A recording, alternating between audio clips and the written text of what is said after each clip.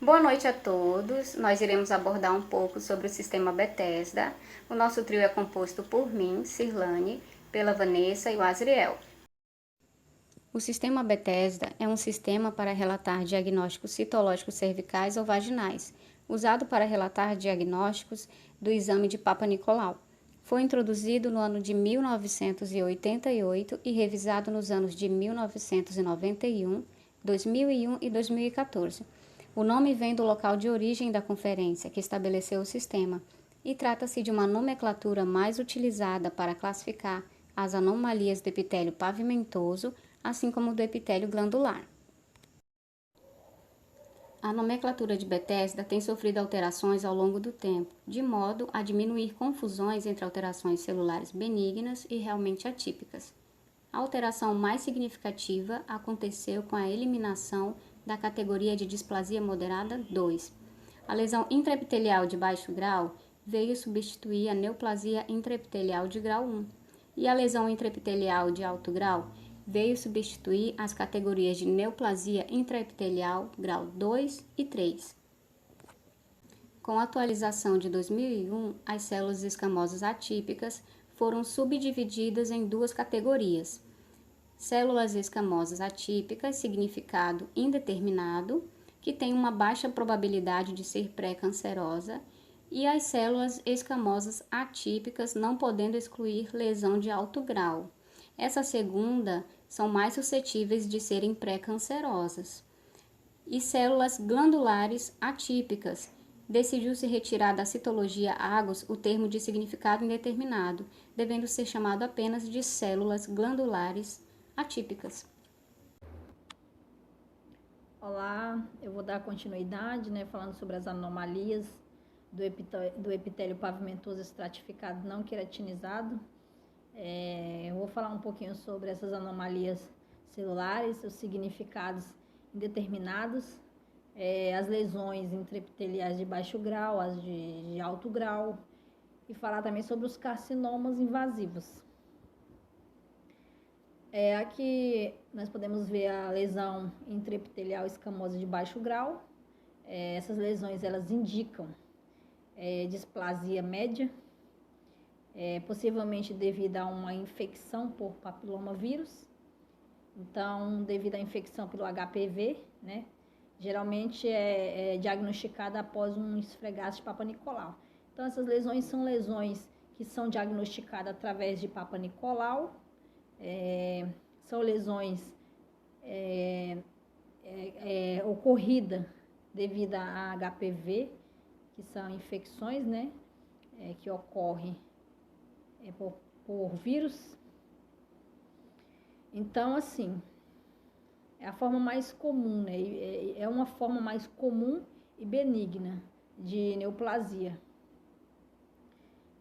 Geralmente se resolve espontaneamente, essa neoplasia,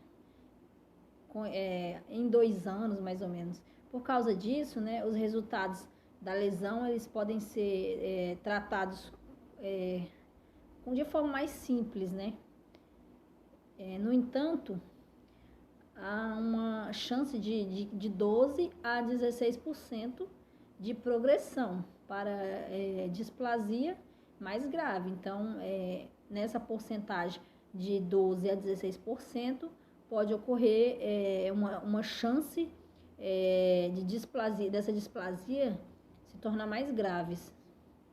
O médico ele pode solicitar o acompanhamento mais agressivo, quando ocorre essas porcentagens de 12 a 16% de progressão mais grave. Então, é solicitado uma colposcopia com biópsia do paciente, e então sendo uma forma mais agressiva, do tratamento com biópsia.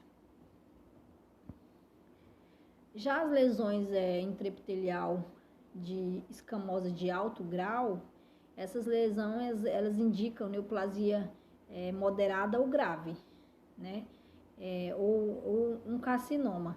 Em alguns casos, se não forem seguidos adequadamente, essas lesões elas podem levar a câncer cervical invasivo. Então, o tratamento delas envolve a remoção ou a destruição das células afetadas. Geralmente, essa remoção ela é via CAF. Então, as lesões intraepiteliais, elas não significa que há chance que o câncer está presente, né? Essas lesões, elas não significam que o câncer está presente. De todas as mulheres com resultado de 2% ou menos tem câncer cervical invasivo. Mas sem tratamento, cerca de 20% podem progredir para câncer cervical invasivo. Então, se não ocorrer um tratamento de forma correta, esse câncer ele pode progredir para um câncer mais invasivo, mais agressivo. Por isso é muito importante, né, fazer o tratamento e para que venha melhorar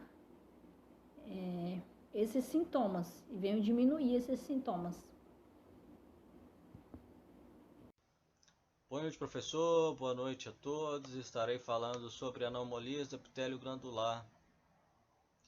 As anomalias de células glandulares em esfregácico cérvico vaginais é um achado citológico na rotina do rastreamento do câncer cervical, que vem aumentado muito nas últimas décadas. Sua constatação é importante clinicamente, pois é alta a porcentagem de casos associados com doença cervical endometrial de alto grau e câncer. Então, as anomalias de epitélio glandulares podem ser categorizadas em células glandulares atípicas de significado indeterminado, adenocarcinoma endocervical in situ, adenocarcinoma endocervical, adenocarcinoma endometrial e adenocarcinoma sem outras especificações. O adenocarcinoma pode se desenvolver no endocérvix, endométrio e em locais extrauterinos. As células glandulares atípicas é um acrônico para células glandulares atípicas de significado indeterminado.